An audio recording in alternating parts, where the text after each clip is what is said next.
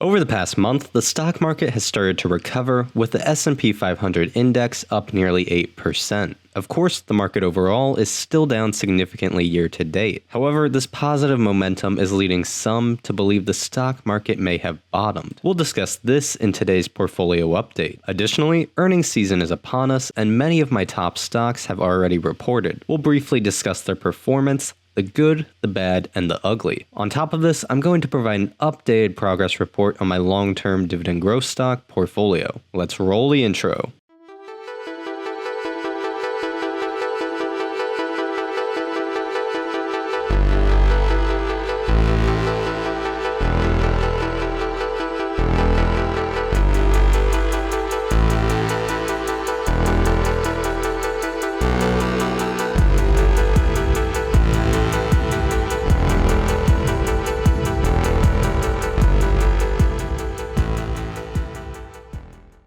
My name is Zach, and you should leave a like and subscribe to the channel if you enjoyed the video. Throughout this monthly portfolio update, I'm going to be using my own dividend tracking and research software available at dividenddata.com. Also, I have some important news to announce, such as a free trial coupon code and new features. For new users, you can get your first month free by entering the following coupon code, DIVIDEND, on the payment page. That's coupon code DIVIDEND. It only applies to the monthly plan and expires on Sunday, August 14th. As to the new features, I recently added tracking support for more stock exchanges, which you can see here. All are automatically converted into USD. This is great news for international investors. I added this help center, which can be accessed through the help center button or chat pop-up in the bottom right. This will provide articles to help answer your questions and set up your account. In the research section, I add the forward-looking annual dividend payment and dividend yield. Also, the dividend yield tab has been improved with more data. There are a bunch more features in development. This includes more portfolio analytics like dividend yield on cost, compounded dividend yield, and automatic portfolio linking. On dividenddata.com, I can analyze my portfolios, track my dividend income, and conduct in-depth stock research. You can sign up with the link in the description, and remember to enter the coupon code DIVIDEND for your first month free. I've been spending a lot of time improving the website, so your support is greatly appreciated. Now let's dive into my portfolio. My current dividend portfolio value is $103,810. I'm up $17,509 overall, which is a 20.29% return on dollars invested. In total, I've invested $86,301. The dividend portfolio's value is up 4.7% from my update last month, slightly trailing the latest market rebound. In this month, many of my companies reported earnings. Some were positive and some were negative. This created a few buying opportunities, as I will soon discuss. My largest holding, ExxonMobil, is currently valued at $13,620, giving me a total return of 141%.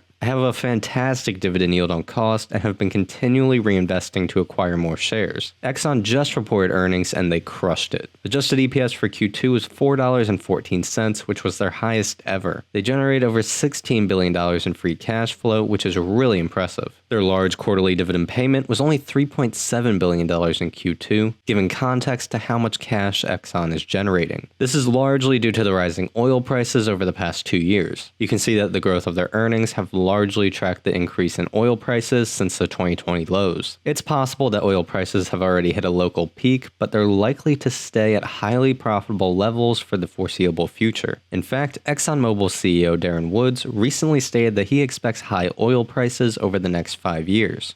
Darren, I was reading some comments that you had made at a conference, and I think it was something along the line of you think that oil prices are going to remain high for at least the next 5 years based on the amount of exploration and spending that's gone into this over the last several years, that we've been underinvested. For anybody who's looking for a drop in prices, what would you tell them? And just in terms of high oil prices, you're looking at $100 and north, you think, over the next 5 years? Well, and that conversation was really talking about supply and demand in a commodity market that ultimately is what's going to set the price. And my comments were, if you look at what it takes to bring on new investments to grow supply in the oil industry, it is a fairly long cycle investment.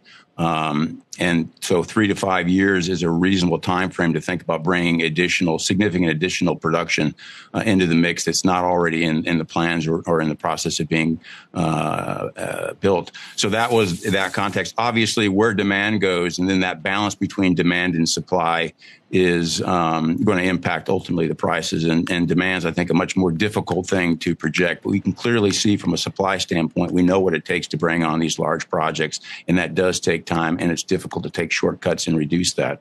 Oil prices will likely slowly decline from recent highs, but remain highly profitable into the coming years. This will generate ExxonMobil significant cash flow, allowing them to strengthen the business for the future and pay a growing dividend. As I mentioned in prior videos, I like to buy these commodity businesses when they're at cyclical lows. However, I will reiterate that ExxonMobil is a long-term holding of mine, and I look forward to holding it for many years to come. On top of ExxonMobil, I own Chevron, which I have an 80% total return on. They also just had a fantastic Q2 earnings report. Additionally, I own EPD, which I have a 50% total return on. Although still in the energy sector, their business is different in that they are midstream and focus on storage, processing, and transportation of petroleum products, so they are less directly impacted by the price of oil. My energy stocks have performed well in the current economic environment. My second largest position is Disney, currently valued at $11,739, giving it a negative 28% total return. As longtime viewers know, this is a company I'm bullish on over the long term. They report earnings this coming week on August 10th. I'll be sure to make a video covering the news if anything noteworthy occurs. Microsoft is my third largest position, currently valued at $9,689, which is a total return of 10%. The stock rallied significantly over the past month, partially due to their strong 2022 Q4 earnings report and guidance. This is one of the strongest companies in the world and a core position I'm building for the future. I'm going to continue adding to the stock on dips. Now that fiscal 2022 is over, let me know if you want an updated stock review on the growth machine that is Microsoft. AT&T is my fourth largest position, currently valued at $9,648 at a total return of negative 2%. They just had their Q2 earnings, which were surprisingly bad, driving the stock price down 10%. I made a video going over their earnings, but the short explanation of it was that they had massive capex spending, which dramatically lowered their free cash flow for the quarter. This was unexpected by Wall Street analysts. They also lowered free cash flow guidance for the full year. However, in my reading of their earnings report and management commentary, this was planned as part of their investment into 5G and growing their telecom business. These seem like strategically good investments. Not adding to my position at this time, but happy to reinvest my dividends at these lowered prices. Next, I have Apple stock, which is just a fantastic business. Apple is one of my core positions that I need to remind myself to add to on dips. They just posted strong Q3 earnings, showing high consumer demand under current market conditions. Similar to Microsoft, their stock rallied over the past month. This is another company I'm looking to make an updated stock review video on in the coming months. Altria stock is down since the FDA Juul ban announcement, which I made a video on. I have a 13.5% total return on dollars invested. In my opinion, this stock is one of the best high-yield dividend stocks you can buy.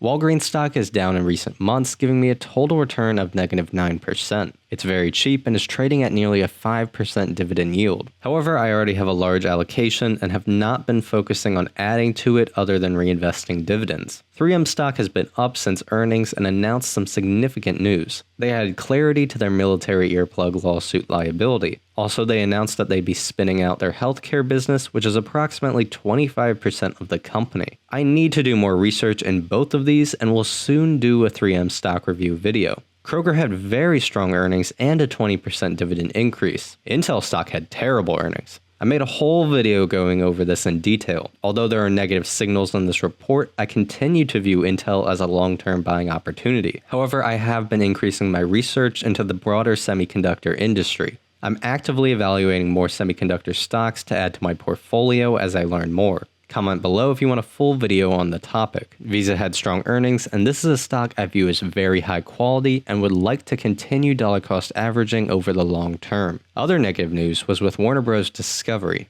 This was their first earnings report since the merger, and the stock fell over 16%. They had a big loss in the quarter, largely due to merger-related amortization and restructuring costs. However, they did have $1 billion in operating cash flow. Additionally, the company announced major updates to its streaming strategy. They are going to combine HBO Max and Discovery Plus under one new service which has not yet been revealed. This is leading to uncertainty on Wall Street as HBO Max is already highly rated and known by millions of consumers. Also, they are focused on dramatically cutting costs with an emphasis on profitability. They announced production cuts on various shows and projects along with this large shift in content strategy. Warner Bros. Discovery plans to continue operating its profitable traditional businesses while launching a premium and profitable profitable streaming business. This new service will not launch until summer 2023 in the US. With this new service, they are aiming for 130 million global subscribers by 2025. They are also aiming for 1 billion in streaming profits by 2025 with 20% long-term margins. What this announcement really did was add a large amount of uncertainty to Warner Bros. Discovery. It feels as though we now know less about their streaming strategy. They should have just waited till they were ready to formally announce the service. That said, their assets, brands, and content are high quality in the media space. I continue to believe that this is a great value and a long-term buying opportunity. It's going to be a rocky ride, though. Let's look at the diversification of my portfolio by current value. Communication services is my largest sector at $23,000. This includes Disney, AT&T, and Warner Bros. Discovery. Technology is my second largest at $20,000. This includes Microsoft, Apple, and Intel. My third largest sector is energy at $19,600. This is followed by consumer defensive, then all other industries are under 25% of current value. Since my last update, I bought $960 of new stocks. This includes 14 shares of Intel at a cost per share of $35.76. This gave me a starting dividend yield on cost of 4.08%. I bought one share of Microsoft at $247.55, giving me a starting dividend yield of 1%. I bought one share of 3M at a cost of $128.62, giving me a starting dividend yield of 4.63%. I bought two shares of the Altria Group at a cost per share of $41.61,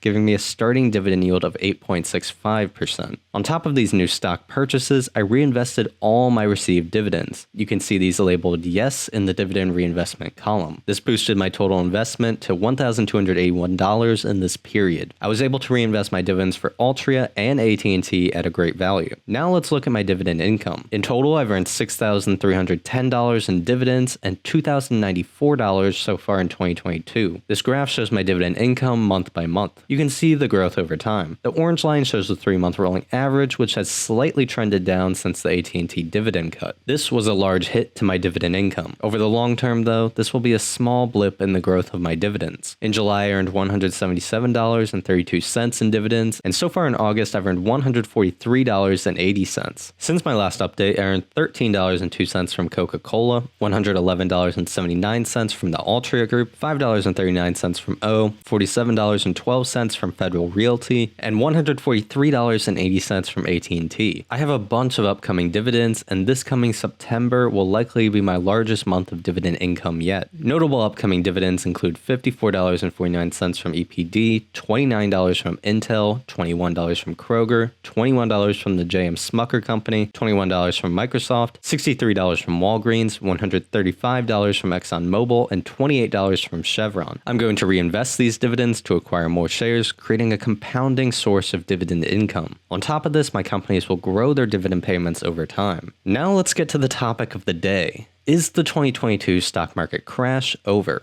In the past month, the market has rebounded with the S&P 500 up around 7%. It was actually the single best month for the index since November 2020. So is it time to celebrate? Or is this a dead cat bounce? Well, first, let's dissect why the market has been going down. The main factors are the rising interest rates and market anticipation of higher interest rates in the future. The reason for these increases is that the Fed is using interest rates as a tool to fight inflation. I recently made a video explaining the importance of interest rates in market valuation, which is linked here. On top of this, there is also the reality of a technical recession, which leads Wall Street to believe many companies will have an earnings decline over the coming year. You can throw on top of that some global conflicts, shortages, surging inflation, and high energy prices. However, a lot of stocks have already come down significantly over the first half of the year.